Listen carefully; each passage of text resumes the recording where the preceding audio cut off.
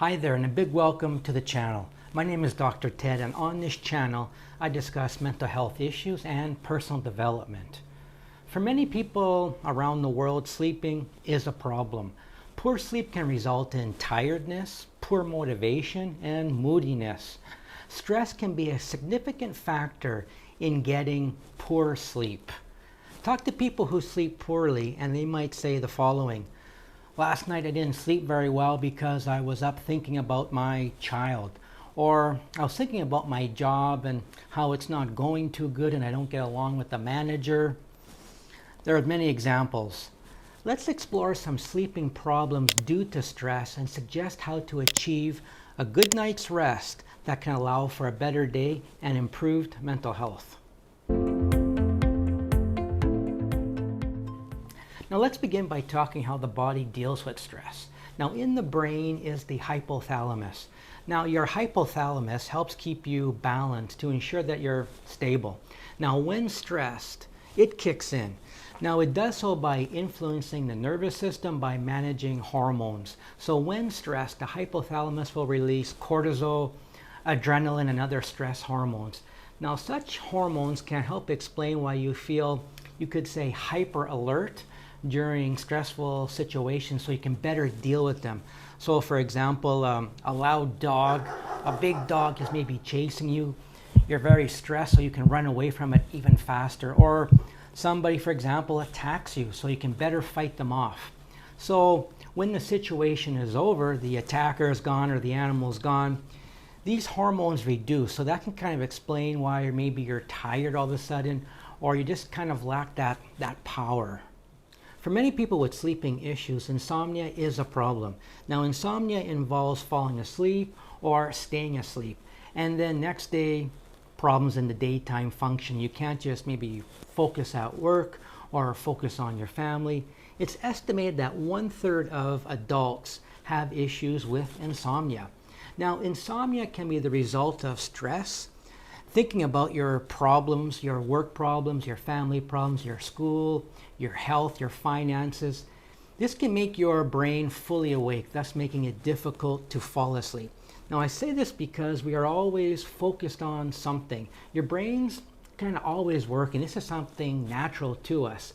So you may think your partner will, for example, leave you. And you repeat this in your mind again and again. In a way, it becomes real. But is it? Did your partner say they were going? Do you have evidence for this belief? Let me explain more. Now, depending on the problem, it can be very intense for people. So various stressful events or trauma. So for example, job loss, divorce, the death of someone can lead to a very intense insomnia. Now, you could say your brain is just always working. So if you're always thinking about things, even short-term problems, this can develop into an anxiety. And anxiety never sleeps. So you're trying to go to sleep and you're just thinking this anxiety is at play. It's like a cycle. Now you think about it, you continuously believe it. For example, I'm going to lose my job. So you get more stressed out. You sleep less and less because of this. And with less sleep, you lack the resources to better deal with issues because you're stressed out, you're not sleeping. Like I said, it's like a cycle. Improving your sleeping starts with focusing on your thoughts, because this overthinking can be your worst enemy. So you need to identify and evaluate your faulty thinking in a new light to avoid creating future problems for yourself. Now you may think to yourself, I'm not going to sleep much tonight. Is that true? Can you really predict the future? Instead say, I will get a full night's rest. If not, it'll be more than last night. You need to cast out these negative thoughts because you can start to dwell on them, making them very authentic and believable. This goes for your worries. Think about the day ahead. I will get the project done. I will get that bonus. So if you're thinking the opposite, these recurring thoughts, write them out before bed and answer them positively. And I mean write them on paper. Now therefore, when in bed, there's no need to think about them because you've already answered them. You've answered them in terms of, I will get the job done. I tell you, the mind is very tricky, so kind of trick it back. We need to reconstruct our thinking in a more positive light. Next, let's calm our thoughts, and we can do so by playing some relaxing music. Now, listening to music can allow us to focus on something else besides our thoughts and our worries. It can be somewhat like a distraction, you could say. The more we listen to something, the more we can become part of the tune, let's say, taking you away from your problems and worries. Progressive muscle relaxation. Stress, as discussed, changes the hormone levels in the body. So it kind of creates this readiness to take on something. Muscles become filled with blood to take on a challenge, take on a problem. Now at bedtime, this is not needed. So focus your energy on something else. I have a good example. These kinds of stress balls, so something that you can squeeze. So you're kind of focusing the energy into the ball, kind of taking your energy out there. Now this transfers the energy from the mind to the object, helping to release you from mental stress. Put away electronics before bed or use the gray screen. Now if you like using your phone or your tablet at bed, use the gray screen to make it black or white. Less colorful makes the device less exciting, enabling sleep to come on more quickly. Avoid drinking alcohol or caffeine before bedtime. Now these stimulants can keep you feeling awake when it's time to go to bed. Doing various workouts throughout the day is a great stress relief because it allows you to get that stress out. More importantly, when it's time for bed, you're not so wound up, you could say.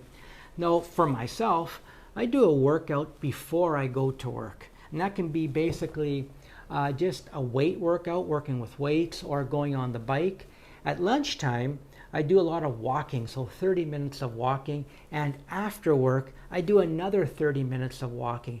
And I can tell you right now that really has allowed me to better deal with things and to sleep really great at night and just to deal with life and life's problems. What is your bedroom like? Do you have a comfortable bed or is it uncomfortable?